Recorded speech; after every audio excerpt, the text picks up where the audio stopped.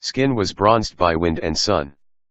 His grey eyes, clear and kind, flashed like fire when he spoke of his adventures, and of the evil deeds of the false priests with whom he contended.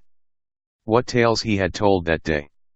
Not of miracles wrought by sacred relics, not of courts and councils and splendid cathedrals, though he knew much of these things, and had been at Rome and received the Pope's blessing.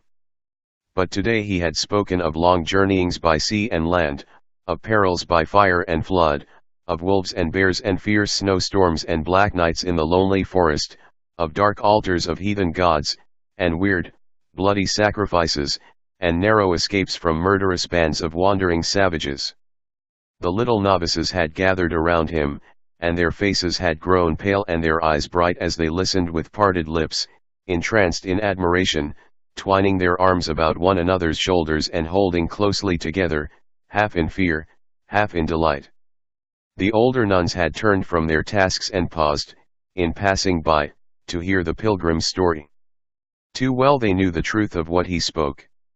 Many a one among them had seen the smoke rising from the ruins of her father's roof. Many a one had a brother far away in the wild country to whom her heart went out night and day, wondering if he were still among the living. But now the excitements of that wonderful day were over, the hour of the evening meal had come, the inmates of the cloister were assembled in the refectory. On the dais sat the stately Abbess Agila, daughter of King Dagobert, looking a princess indeed, in her violet tunic, with the hood and cuffs of her long white robe trimmed with fur, and a snowy veil resting like a crown on her snowy hair. At her right hand was the honored guest, and at her left hand her grandson, the young Prince Gregor, a big, manly boy, just returned from the high school. The long, shadowy hall, with its dark brown rafters and beams, the double rows of nuns, with their pure veils and fair faces, the ruddy glow of the slanting sunbeams striking upwards through the tops of the windows and painting a pink glow high up on the walls. It was all as beautiful as a picture, and as silent. For this was the rule of the cloister, that at the table all should sit in stillness for a little while, and then one should read aloud, while the rest listened. "It is the turn of my grandson to read today," said the abbess to Winfried. "We shall see how much he has learned in the school. Read, Gregor, the place in the book is marked." The tall lad rose from his seat and turned the pages of the manuscript. It was a copy of Jerome's version of the Scriptures in Latin, and the marked place was in the letter of St. Paul to the Ephesians. The passage where he describes the preparation of the Christian as the arming of a warrior for glorious battle. The young voice rang out clearly, rolling the sonorous words, without slip or stumbling, to the end of the chapter. Winfried listened smiling. "My son," said he, as the reader paused, "that was bravely read. Understandest thou what thou readest?" "Surely, father," answered the boy, "it was taught me by the masters at Treves, and we have read this epistle clear through, from beginning to end, so that I almost know it by heart." Then he began again to repeat the passage, turning away from the page as if to show his skill. But Winfried stopped him with a friendly lifting of the hand. "Not so, my son, that was not my meaning.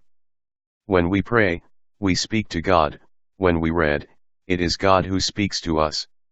I ask whether thou hast heard what he has said to thee, in thine own words, in the common speech. Come, give us again the message of the warrior and his armor and his battle, in the mother tongue, so that all can understand it." The boy hesitated, blushed, stammered, then he came around to Winfried's seat, bringing the book.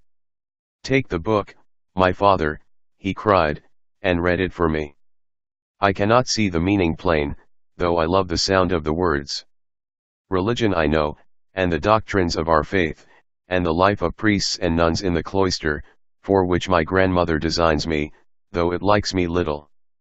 And fighting I know, and the life of warriors and heroes, for I have read of it in Virgil and the ancients, and heard a bit from the soldiers at Treves, and I would fain taste more of it, for it likes me much.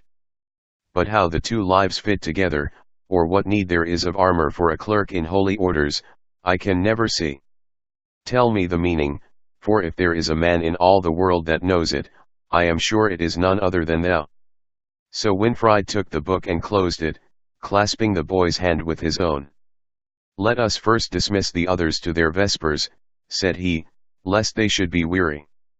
A sign from the abbess, a chanted benediction, a murmuring of sweet voices and a soft rustling of many feet over the rushes on the floor, the gentle tide of noise flowed out through the doors and ebbed away down the corridors. The three at the head of the table were left alone in the darkening room. Then Winfried began to translate the parable of the soldier into the realities of life. At every turn he knew how to flash a new light into the picture out of his own experience. He spoke of the combat with self, and of the wrestling with dark spirits in solitude. He spoke of the demons that men had worshipped for centuries in the wilderness, and whose malice they invoked against the stranger who ventured into the gloomy forest. Gods, they called them, and told strange tales of their dwelling among the impenetrable branches of the oldest trees and in the caverns of the shaggy hills, of their riding